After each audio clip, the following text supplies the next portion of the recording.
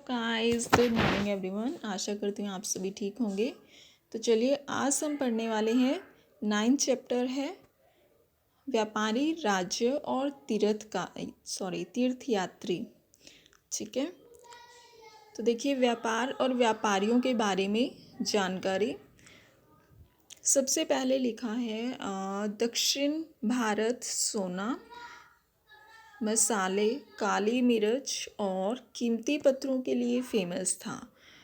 मतलब दक्षिण भारत में सोना, मसाले, काली मिर्च और कीमती पत्थर ऐसी चीज़ें वहाँ पर पाई जाती थी जिसके लिए वो बहुत फेमस था।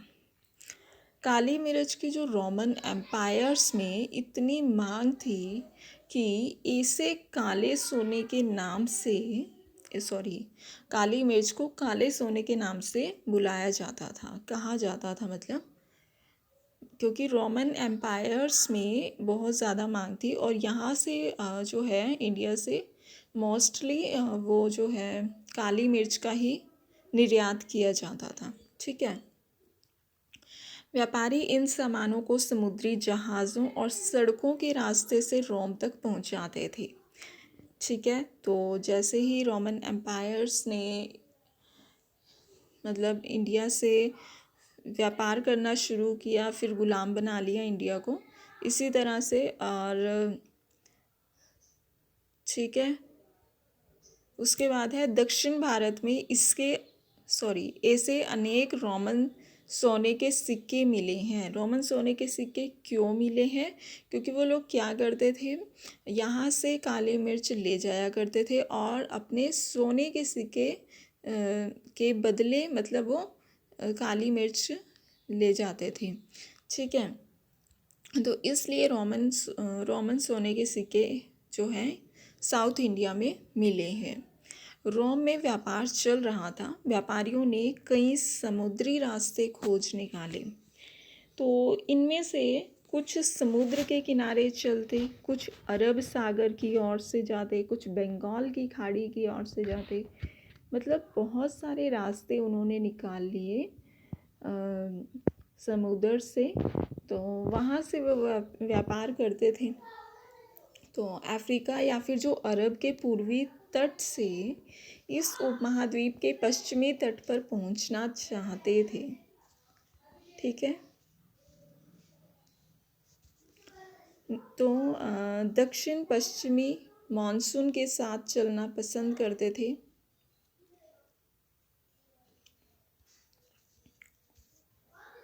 और समुद्र तटों से लगे।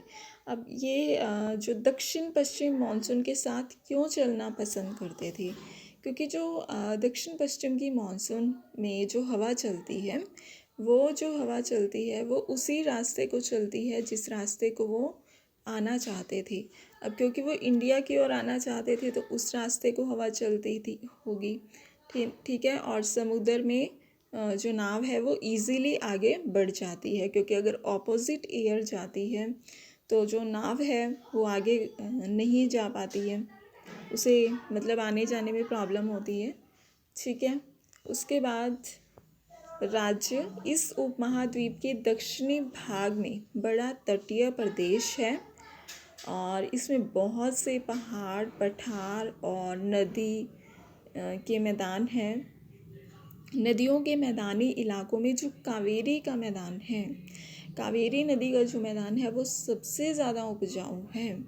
ठीक है, बहुत सारी नदियाँ वहाँ पर हैं, पहाड़ हैं, पठार हैं, लेकिन जो कावेरी का मैदान है वो बहुत इम्पॉर्टेंट है क्योंकि वो सबसे उपजाऊ है। ठीक है, उसके बाद है संगम मुवेंदार। तमिल शब्द जिसका अर्थ तीन मुखिया, चोल, चेर और पांडे, जो करीब 2300 साल पहले दक्षिण भारत में काफ़ी शक्तिशाली माने जाते थे।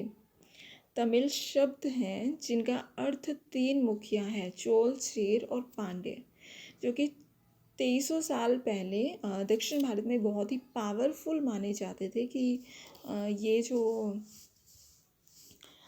एम्पायर्स हैं, साम्राज्य हैं, ये बहुत ही शक्तिशाली माने जाते थे। तो इन सब के दो दो सत्ता केंद्र थे। दो दो सत्ता केंद्र मतलब कह सकते हैं कि दो दो कैपिटल्स होंगी इनकी। तो इनमें से एक तटीय हिस्से में हुआ करता था और एक अंदरूनी हिस्से में, ठीक है। मतलब एक उस जगह पर मतलब एक जल स्थल के पास होता था और एक अंदरूनी हिस्से में मतलब मिड पॉइंट पर हुआ करता था। दो सेंटर ये अपने बनाते थे। जैसे अब हमारा इंडिया का जो सेंटर है वो दिल्ली है। Yes, because Delhi is the capital of India. Okay, so इनके जो थे उस टाइम पे दो सेंटर हुआ करते थे, एक तो तटीय हिस्से में और दूसरा अंदरूनी हिस्से में। उसके बाद है इस तरह 6 केंद्रों में से दो बहुत इम्पॉर्टेंट थे, क्योंकि तीन साम्राज्य हैं ये। अब तीनों के दो दो सेंटर हैं, तो कितने हो गए? 6 हिस्से। अब 6 केंद्रों में से दो जो थे ना वो बहुत इम्पॉर्टेंट थे। अब एक चोलों का पतन पुहार या फिर कावेरी पट्टनम में जो था वो हिस्सा बहुत ही इम्पॉर्टेंट था रहा है। और जो दूसरा है पांड्यों की राजधानी जहाँ पर थी मदुरै में, ये हिस्सा बहुत इम्पोर्टेंट रहा है। एक तो जहाँ पर चोलों का पतन हुआ वो हिस्सा जिसका नाम है कावेरी पट्टनम, एक वो हिस्सा जो पांड्यों की राजधानी थी मदुरई। ठीक है, तो ये दो हिस्से हैं जो बहुत इम्पोर्टेंट है, कावेरी पट्टनम और मदुरई। अभी हमने पढ़ा कावेरी नदी जो है बहुत इम्पोर्टेंट है, तो उसके नाम से याद रखिएगा कि जो है कावेरी पट्टनम जो है जगह बहुत ही इम्पोर्टेंट जगह है। और दूसरा पांड्यों की राजधानी मदुरई। तो ये मुखिया लोगों से नियमित क्रम के बजाय उपहारों की मांग किया करते थे। अब इसके लगभग 200 सालों के बाद पश्चिम इंडिया में सातवाहन नामक राजवंश का प्रभाव बढ़ गया। मतलब ये तो थे वंश। अब इनके साथ एक जो था वेस्ट इंडिया में सातवाहन नाम का वंश चला, जिसका बहुत ज़्यादा इफ़ेक्ट पड़ रहा था। ठीक है, और सातवाहनों का सबसे प्रमुख राजा था गौतमी पुत्र श्री सातकर्णी। तो ये बहुत ही इम्पोर्टेंट था और बहुत ही इफ़ेक्टिव भी था। तो उसके बारे में हमें उसकी माँ गौतमी बलश्री द्वारा दान किए गए अभिलेख से हमें ये पता चलता है। मतलब जो सातवाहन का जो राजा है गौतमी पुत्र श्री सातकर्णी, उसके बारे में जो हमें जानकारी मिली है वो हमें मिली है क्योंकि उसकी माँ जो थी उसने कुछ अभिलेखों को दान किया था, और उन अभिलेखों से हमें पता चलता है इनके बारे में, इनके वंश के बारे में। ओके, सो उसके बाद हम पढ़ते हैं रेशम मारक की क्या कहानी है। तो देखिए, कीमती चमकीले रंग के और चिकनी मुलायम बनावट की वजह से रेशमी कपड़े अधिकांश समाजों में बहुमूल्य माने जाते हैं। ठीक है, रेशमी कपड़े कैसे होते हैं? चमकीले होते हैं, चिकने भी होते हैं और मुलायम भी होते हैं। यस, ठीक है। और रेशमी कपड़ा तैयार करना एक जटिल प्रोसेस है। रेशम के कीड़े से कच्चा रेशम निकालकर सूत कताई करना और फिर उससे कपड़ा बनाया जाता था। रेशम बनाने की जो टेक्निक है उसका आविष्कार सबसे पहले चाइना में करीब 7000 साल पहले हुआ। अब इस टेक्निक को उन्होंने हज़ारों सालों तक बाकी दुनिया से छुपा कर रखा, ताकि किसी को हमारी जो टेक्निक है वो पता ना चले, कहीं उनके देख देख कर कोई अपने आप से ना बनाने लग जाए। तो इसलिए उन्होंने ये टेक्निक को छिपा कर रखा। ठीक है, तो चीनी यात्री जिस रास्ते से यात्रा करते थे वह रेशम मार्ग के नाम से फेमस हो गया। सिल्क रूट उसे कहा जाता था, रेशम मार्ग। अब चीनी शासक ईरान और जो वेस्ट एशिया के शासकों को उपहार के तौर पर देते थे, वो रेशमी कपड़े ही भेजते थे। जब भी वो किसी को उपहार देते थे तो वो रेशमी कपड़े भेजते थे। 2000 साल पहले रोम के शासकों और धनी लोगों के बीच में रेशमी कपड़े पहनना एक फैशन बन चुका था। ठीक है, तो सिल्क रूट पर कंट्रोल करने वाले शासकों में कुषाण थे। ठीक है, मतलब जो सिल्क रूट पर कंट्रोल करते थे वो हमारा जो कुषाण वंश था, ठीक है, वो था जो कि सिल्क रूट पर कंट्रोल करता था। हालांकि यहीं से जो चाइना वाले क्या करते थे, रेशम का व्यापार करते थे इसी रूट से, और इस रूट पे जो कंट्रोल करने वाला था राजा वो था कुषाणों का। ठीक है, तो बौद्ध धर्म का जो प्रसार हुआ वो कैसे हुआ? अब कुषाणों का जो सबसे प्रसिद्ध राजा था वो कनिष्क था। तो उसने क्या किया, करीब 1900 साल पहले शासन किया। ठीक है, कुषाणों का सबसे प्रसिद्ध राजा कनिष्क, जिसने कि 1900 साल पहले शासन किया, और उसने एक बौद्ध परिषद का गठन भी किया। ठीक है, तो जिसमें एकतर होके विद्वान इम्पोर्टेंट विषयों पर विचार विमर्श करते थे। एक बौद्ध परिषद बनाई गई थी कुषाण के कनिष्क द्वारा। तो उसमें क्या होता था, सब लोग एकत्रित होकर जो था इम्पॉर्टेंट टॉपिक पर विचार विमर्श यानी डिस्कशन चलती थी, वहाँ पर मीटिंग्स होती थी। तो बुद्ध की जो जीवनी थी, बुद्ध चरित्र के रचनाकार कवि अश्व घोष कनिष्क के दरबार में रहते थे। ठीक है, बुद्ध की जीवनी किसने लिखी है? बुद्ध की जीवनी जिसका नाम है बुद्ध चरित्र, उसके रचनाकार जिसने ये जीवनी लिखी है उसका नाम है अश्व घोष, और वो कहाँ रहता था? कनिष्क के दरबार में। तो याद रखना, बुद्ध की जीवनी का नाम है बुद्ध चरित्र, उसके रचनाकार हैं अश्व घोष, और वो रहते थे कनिष्क के दरबार में। ठीक है, तो अश्व घोष और जो अन्य बौद्ध विद्वान थे उन्होंने अब संस्कृत में लिखना शुरू कर दिया था। बौद्ध धर्म में महायान का विकास किस तरह से हुआ? तो पहला, मूर्तियों में जो बुद्ध की उपस्थिति हुई। निर्वाण प्राप्ति को पेड़ की मूर्ति द्वारा दर्शाया जाता था। निर्वाण की प्राप्ति को पेड़ की मूर्ति द्वारा दर्शाया जाता था, जो कि महात्मा बुद्ध के एजुकेशन में आता है। ठीक है, और बुद्ध की प्रतिमा को भी दर्शाया जाता था। मथुरा और तक्षशिला में बनाई जाने लगी। बुद्ध की जो प्रतिमाएं हैं वो मथुरा और तक्षशिला में बनाई जाने लगी। अब बहुत सारी प्रतिमाएं उनकी बनाई जाने लगी। दूसरा चेंज उनमें क्या आया? बौद्धिस्तव में आस्था को लेकर आया। बौद्धिस्तव जो कि ज्ञान प्राप्ति के बाद एकांतवास करते हुए ध्यान साधना कर सकते थे।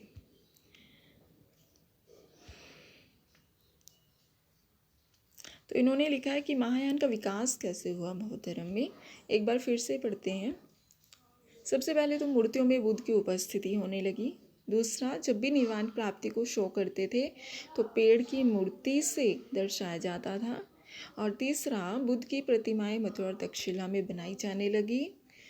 और जो और चेंजेस आए उसमें क्या आया कि बौद्धिस्तव जो था उसमें आस्था को लेकर चेंज आया, क्योंकि जो ज्ञान प्राप्ति के बाद एकांतवास करते हुए ध्यान साधना कर सकते थे।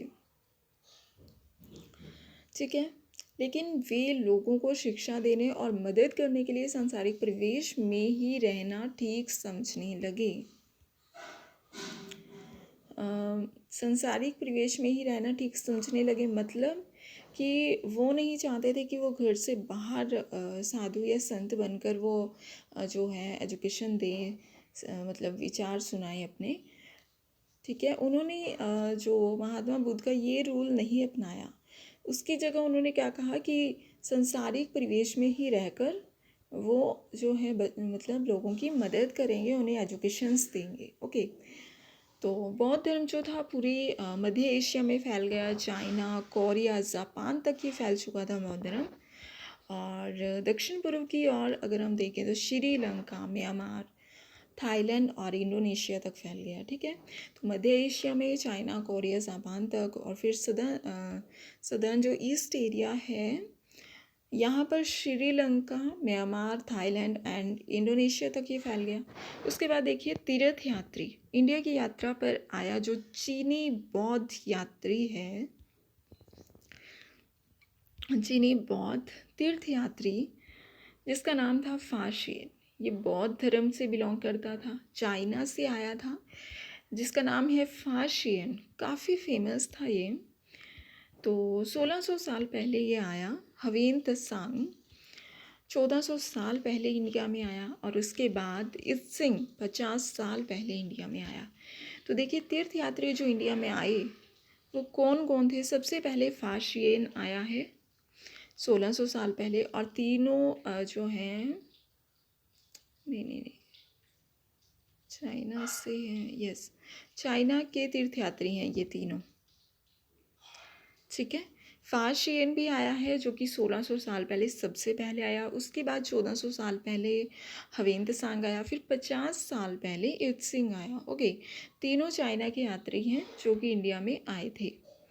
भक्ति की शुरुआत कैसे हुई, तो देखिए देवी देवताओं की पूजा का चलन यहाँ पर शुरू हुआ और जिससे कि हिंदू धर्म की प्रमुख पहचान बन गई थी। ठीक है, तो इसमें क्या हुआ, शिव, विष्णु और दुर्गा जैसी देवी देवताओं को शामिल किया गया और भक्ति मार्ग की चर्चा हिंदुओं के पवित्र ग्रंथ भगवद गीता में की गई है। भक्ति मार्ग के जो वर्णन किया गया है वो बताया गया है हिंदुओं का जो पवित्र ग्रंथ है भगवद गीता, उसमें ये दर्शाया गया है भक्ति के बारे में। ठीक है, जिसमें सभी देवी देवताओं का जिक्र किया जाता है। ठीक है, तो आज के लिए इतना ही। आज की वीडियो यहीं पर ख़त्म है। फिर मिलती हूँ नेक्स्ट वीडियो के साथ। Bye bye.